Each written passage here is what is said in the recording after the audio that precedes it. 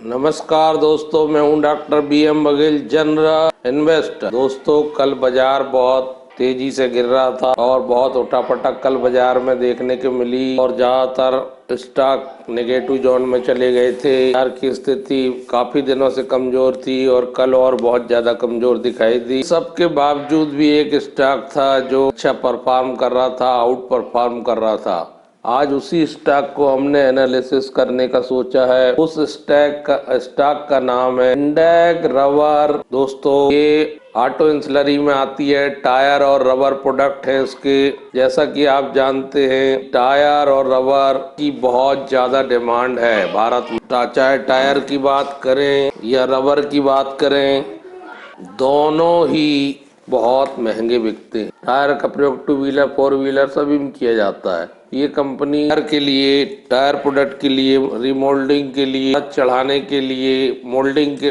सामान्य भाषा में टायर में दोबारा जब टायर खराब हो जाता है और उसको फिर यूजेबल बनाना रहता है तो फिर उसके ऊपर एक रबर की परत चढ़ा दी जाती है।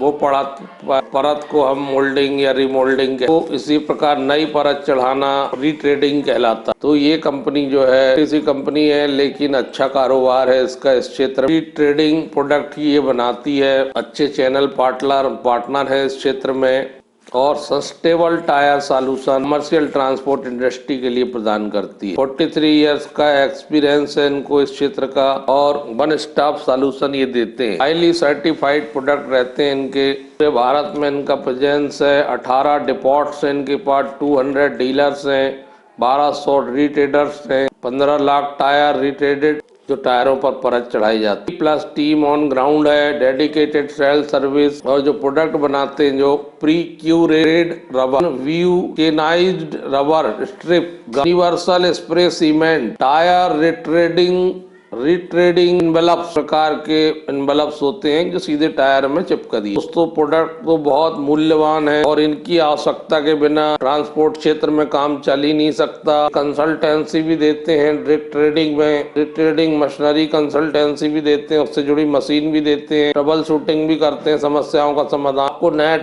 टायर खरीदने की जरूरत नहीं पड़ती। व्यक्ति को जो ट्रांसपोर्टिंग क्षेत्र में है, वो फोर व्हीलर में जो टायर बस में, ट्रक में यूज होते हैं, अगर थोड़े खराब हुए तो उनको रिमोल्डिंग करवा ले, इसको रीट्रेडिंग भी कहते हैं। इससे पैसे की बचत भी होती है क्योंकि एक नया टायर आप खरीदने जाओगे तो बहुत महंगा, उससे 50% से भी कम कास्ट पर ये काम हो जाता है और इसमें पैसा की बचत के साथ ड्यूरेबल भी होता है, ये मिट्टी भी रहती है, एनवायरमेंट फ्रेंडली भी रहता है, लो कास्ट प्रोडक्शन होता है, रिसाइकल फिर से किया जा सकता है और इस क्षेत्र में हमेशा अपॉर्चुनिटीज बनी रहती है रिट्रेडिंग क्षेत्र में, क्योंकि सबको मालूम है रोड का इंफ्रास्ट्रक्चर लगातार बढ़ते जा रहा है। 2 लेन, 3 लेन, 4 लेन, 6 लेन, भारत में सड़कों का विकास का जाल बिछना ही है। जब ट्रांसपोर्टेशन बढ़ेगा तो स्वाभाविक रूप से इसकी मांग बढ़ना स्वाभाविक बात है। इलेक्ट्रिकल व्हीकल भी आ रहे हैं। इस स्टॉक की कल आउट परफॉर्म करने की बात है कि ये 7% कल इतने गिरे मार्केट में क्यों बढ़ा। कारण एक ही था, केवल इसका रिजल्ट, क्योंकि इनका नेट सेल्स इनकम 60.44 करोड़ आई है Q3 FY23। सितंबर में 63.26 करोड़ थी, लेकिन पिछले साल की तिमाही से अगर हम तुलना करने जाएं तो वो 45.93 करोड़। क्वार्टर टू क्वार्टर तो लगभग 4.45% की गिरावट है, लेकिन ईयर टू ईयर 32% की वृद्धि है। आय प्रॉफिट बिफोर टैक्स में क्वार्टर टू क्वार्टर 121% की वृद्धि है, ईयर टू ईयर 149% की वृद्धि है। नेट प्रॉफिट लगभग 100% की वृद्धि है और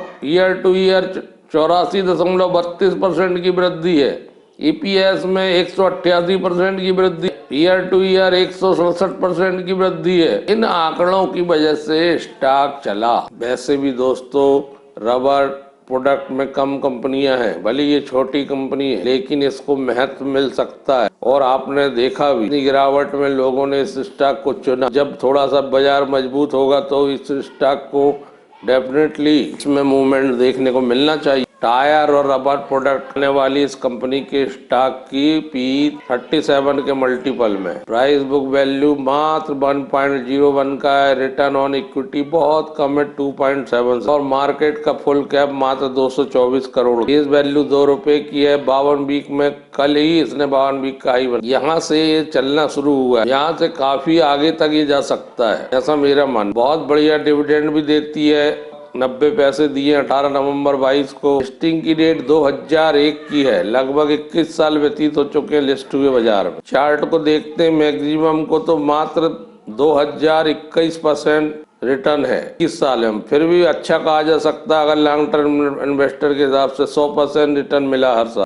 5 साल में 71 रुपए का छुआ था इसने, 177-78 रुपए को 200 रुपए की तरफ बढ़ रहा था 2018 में। वहां से फैसला सबसे बड़ी गिरावट 9 अप्रैल 2020 को आई थी, वहाँ 48 रुपए हो गया। वहां से बढ़ते बढ़ते लगभग 76% रिटर्न दिया है। अंडर परफॉर्म किया है। टोटल 1 साल का मात्र 6% है, 6 महीने का 10% है, 1 महीने का भी 11% है, परिवार का लगभग 7.41 ही ऊपर था ये स्टॉक 87 रुपए। 307 के लगभग इसमें एम्प्लॉय काम करते। सबसे बेहतरीन बात है कि लगभग जीरो डेप्ट कंपनी है और 201 करोड़ की जो है मैं रिजर्व उपलब्ध। मिस्टर नंद खेम का executive director, chairperson, promoter to MD है। एसबीएन के पास 2 करोड़ के आसपास। तो नेट प्रॉफिट का मार्जिन इस बार 5.64% का, जबकि पिछले Q2 में 2.7%। जितना पिछले बार नहीं था उससे ज्यादा बढ़ गया। Q2 इंक्रीज देखें तो 2.94% जो है नेट प्रॉफिट मार्जिन। 73.34% हिस्सेदारी जो है प्रमोटर की है। और इतने छोटे स्टॉक में भी FII इंटरेस्टेड है, DII इंटरेस्टेड। 2.36% FII का, 0.58% DII का है। 23.72% हिस्सा पब्लिक का है। 80 मात्र में है और इसमें वॉल्यूम कम रहता था। 20 दिन का वॉल्यूम 7,300 शेयर था। कल गिरे मार्केट में शुक्रवार को 62,414 शेयर ने ट्रेड किया। तो धन्यवाद दोस्तों।